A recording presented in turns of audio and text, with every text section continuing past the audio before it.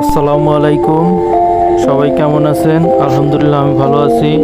আমি একজন ছোট খামারি হিসাবে কিছু কথা বলতে চাই। কারণ বর্তমান যে বাজার, এই যে এই মুরগিগুলো দেখতে পারছেন, তো এই মুরগিগুলোর বর্তমান পাইকারি বাজার 190 বা 200 টাকা সর্বোচ্চ দাম আছে। বাট এগুলিও খুচরা পর্যায়ে 300 টাকা থেকে 320 টাকা বিক্রি হচ্ছে। তো পাইকারিতে খুচরার পার্থক্য কি 100 থেকে 120 টাকা হওয়া উচিত কিনা, আমি সকল খামারিদের পক্ষ থেকে এই কথাটা আমি প্রাণী সম্পদ মন্ত্রণালয় প্লাস ভোক্তা অধিকার এদের উদ্দেশ্য দৃষ্টি আকর্ষণ করে বলতে চাই যে এরা কি আসলে এই দিকে কোনো লক্ষ্য রাখছে কিনা।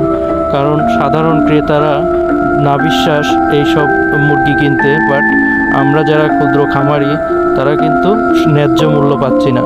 তো এই দিকে কি কোনো সময় ভোক্তা অধিকার